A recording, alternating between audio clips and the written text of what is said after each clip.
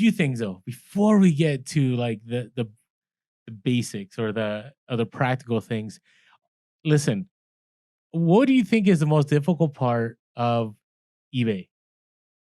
You're asking me. Yeah, I'm asking you. Um, Like out of everything you do, what was the thing that kind of scared yeah, you the most? 100% shipping. Okay, shipping, right?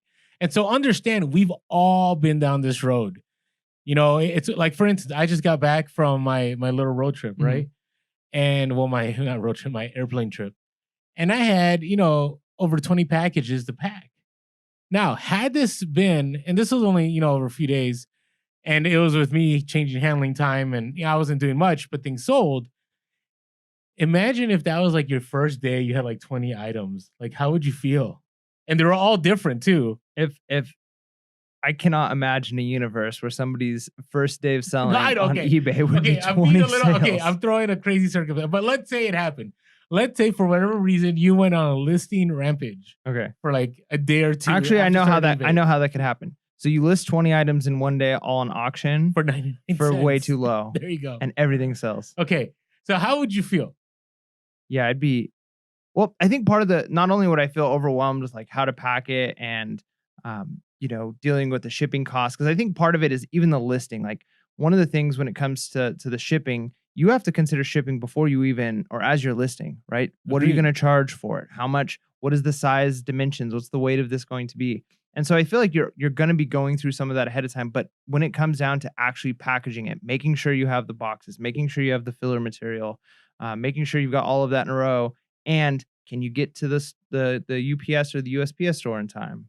Right. I mean, in fact, you're helping me out right now, dropping off a couple packages because I'm gonna be out of town. That's true. So there's a lot of things that come up with that. Yeah, I think I'd be totally overwhelmed if you had 20 sales first day, no experience. Because the beautiful thing about when I started just last year was it was like one sale here and there, and I made little mistakes like, okay, I should have packed this differently, or oh, I undercharged on this. So every sale I learned, I got a little bit better, and so the stakes were much lower.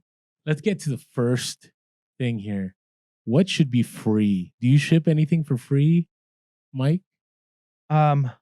This is a semantic issue because nothing ships for free. Somebody's okay, paying. Right. Okay, that's a great point. All right, so what should you ship that gives the appearance of it being free? I'm still toying around and trying a lot of things like that. I've moved a lot of things that I used to do for free over to charging shipping instead of free. But right, so give me an example. Okay, so shoes, that's an example. Now, okay. I don't do the flat rate the way you do. I tend to do calculated shipping for those. Okay. But I used to offer free shipping and just add the shipping, whatever I assumed the shipping was going to cost, into the price of the item, right? Correct. So I kind of like, okay, the average is going to cost me like $8 to ship this. So I'm going to charge what I want to make plus $8 and put free shipping, hoping that free shipping, because all I'm doing is shifting that dollar amount from the shipping category into the price of the item, right? Agreed. And putting free shipping in order to get that tag on YouTube. Or not YouTube, that tag on eBay. We sell off of YouTube too. Yeah, that'd be nice. That would be nice. We should try and figure out a way to do that. I'm sure there's ways. But so I'm just shifting that price over into a different category. But what I've noticed is, and we used to use that as like leverage. So when somebody would message us and say like, hey, and they'd give us an offer, and we'd come back and we'd go up a little bit, and we say like, we can't go that low, it's free shipping. What we noticed specifically with those types of items like shoes and things like that, that tag of free shipping wasn't enough for them when they were getting offers of like, well, it's free shipping, but why can't you go, whereas now when we charge that $8 for shipping, somebody gives us an offer, we have feels like a little bit more wiggle room on the price because that shipping is set, right? So we can, I don't know. So we've noticed that we've gotten more sales, or at least been more willing to barter with people by not having free shipping. But part of me that deep down still thinks that having that free shipping tag, it's got to be a draw and a hook for people, right? Well, I think it's pretty clear, and I know this episode is going to be very eBay based, right? But it's, because on Amazon, it's a given. Free shipping is it's Prime, right? So if you're not doing FBA, or if you don't have Merchant Fulfilled Prime, you're not going to have as many sales. Bottom line. Now, some may disagree. Maybe there's some Amazon sellers out there that sell a ton and they charge shipping. I don't know of many. So, but then again, I don't know a lot of people either, right? But on eBay, eBay's been very clear, and they actually just had a. I feel a bit terrible because they actually just wrote a vlog all about why we should do free shipping. I don't know if you saw it on our On the Instagram, Instagram, yeah. but man, the comments that came through were like very, very opposed to free shipping. Right. Right? It kind of blew me away a little bit. I was a little shocked. Well, and part of it is this. So, okay, if you're shipping USPS flat rate, okay, but there's a lot of items you ship that don't fit in one of those boxes.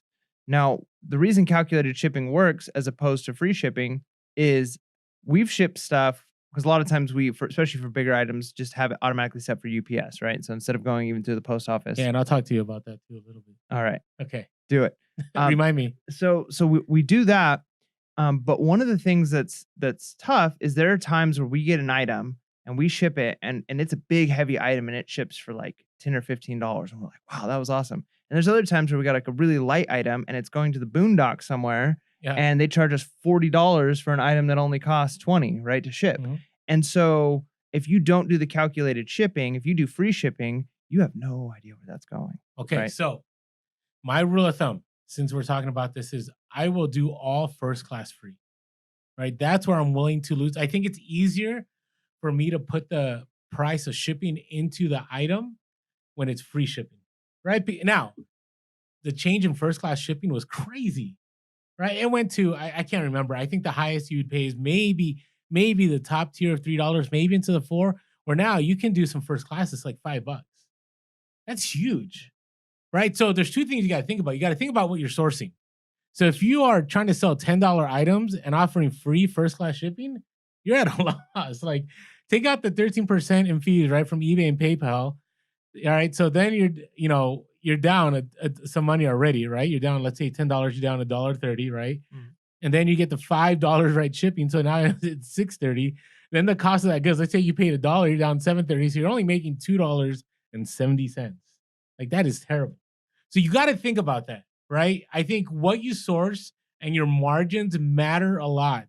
So I would say if you're selling lower end items, I don't think you should sell lower end items. That's just our perspective, right? Are you kind of there on like, hey, average sale price should be at a certain place? Yeah, I think there's numbers. And I think as we've talked a lot about building a pipeline. Yeah. I think when you're starting off, you're okay with making the $5 to $10 sales and trying to get that velocity, trying to get the quick nickel going. But as you go and you're building that pipeline, each item or the items that you're buying need to progressively be getting higher quality, right? Agreed. More ROI coming in. You're going to be willing to pay up for items that are going to give you higher return on investments because you've got that pipeline. You've got constant sales coming through to kind of keep that going.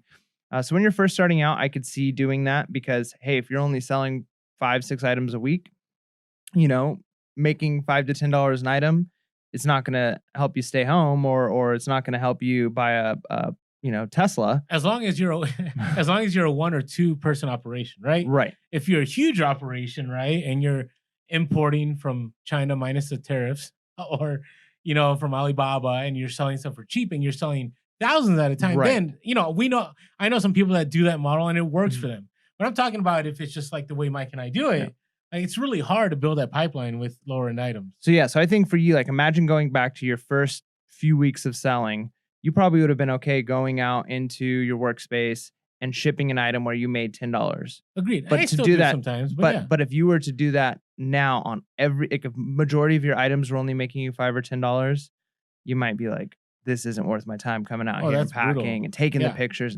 But when you're first starting out, it's you're level 1, right? You got to build up, you got to get the experience, you got to build that pipeline.